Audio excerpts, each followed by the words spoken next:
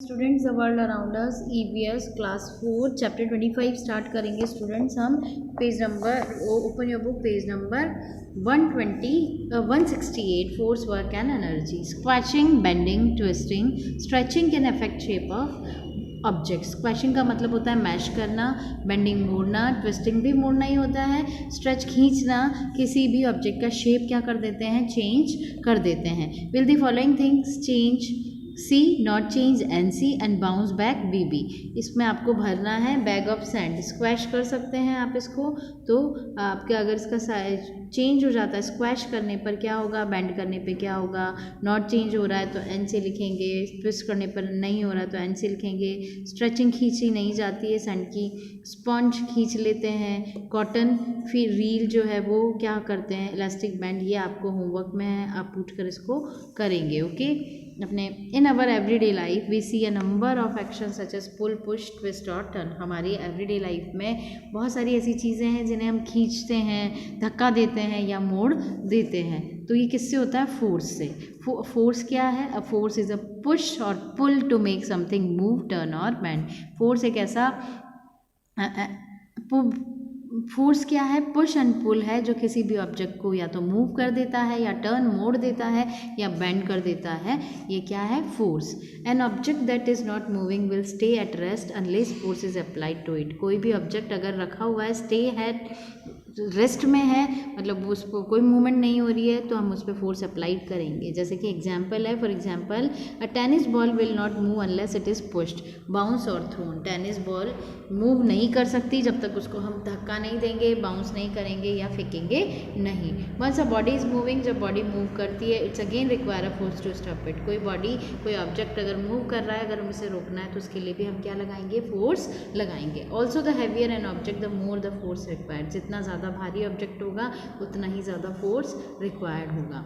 It is easy to move an empty trolley and to stop it. कोई भी trolley है, अगर वो खाली है तो आप उसे ईजीली मूव करा सकते हैं और उसे रोक भी सकते हैं। However when we place heavy package in same trolley it become difficult to get it to start moving or to stop it once it start moving. अगर इस ट्रॉली में हमने हैवी पैकेज डाल दिया है तो हमें डिफ़िकल्टी होगी इसको मूव कराने में, और इसको स्टॉप कराने में भी हमें डिफ़िकल्टी होगी। In other word, as mass increase greater force is required to get an object to move or to stop an object that is in motion.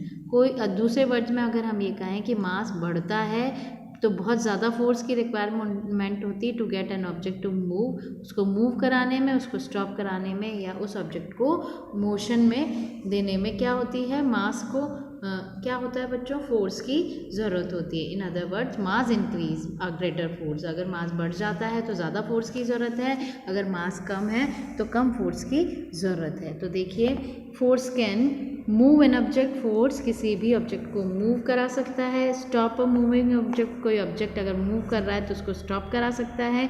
Change the direction of moving object, object की direction को change कर सकता है। Change the speed of moving object, जो moving object है उसकी speed को change कर सकता है। Change the shape of an object, shape क्या कर सकता है, ऑब्जेक्ट की शेप को भी चेंज कर सकता है। Type of force, there are many kind of forces, बहुत तरह तरह के फोर्सेज होते हैं which perform different type of work, अलग अलग टाइप का वर्क वो करते हैं। Some of them are muscular force, gravitational force, fractional force and magnetic force. कुछ फोर्स कैसे होते हैं इसमें, muscular force, gravitational force, frictional force और मैग्नेटिक फोर्स। ये टाइप है बच्चों फोर्स के। देखिए, फ्रिक्शन क्या होता है, फोर्स के साथ ही फ्रिक्शन है। Object to observe movement that cause friction. अगर कोई आप मूवमेंट कर रहा है तो आप फ्रिक्शन को देख सकते हैं। मेथड देखिए, try moving a pile of book along a carpet. Carpet पर आप बुक को एक धक्का दीजिए। बुक के जो बंडल्स रखे हुए एक के ऊपर एक बुक रखी जाती है, उसे क्या बोलते हैं, पाइल बोलते हैं।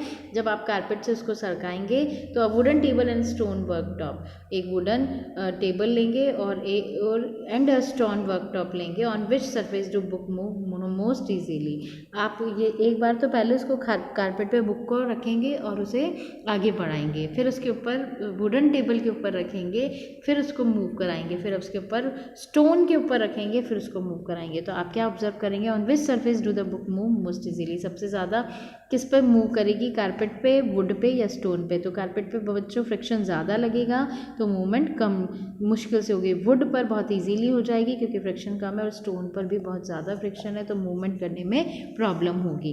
Friction is the force between two surface in contact, दो सरफेस के बीच में जो फोर्स लगता है उसे फ्रिक्शन बोलते हैं। और two surface that are trying to side across one another, जब आप शूज़ लेकर चलते हैं तो जिस रोड पर आप चल रहे हैं वो आपके शूज़ पर फोर्स डाल रहा है और शूज़ आपके रोड पर फोर्स डाल रहा है, तो इसको बोलते हैं फ्रिक्शन।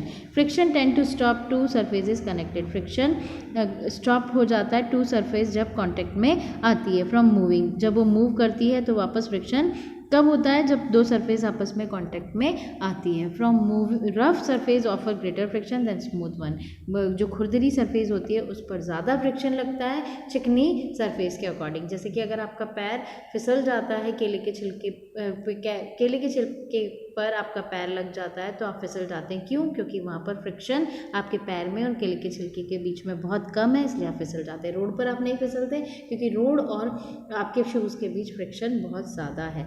तो दो सरफेस जब कांटेक्ट में आती हैं तो उनके बीच में जो फोर्स लगता है वो क्या कहलाता है बच्चों, फ्रिक्शन कहलाता है। आज के वीडियो में इतना ही, नेक्स्ट वीडियो में हम आगे पढ़ेंगे।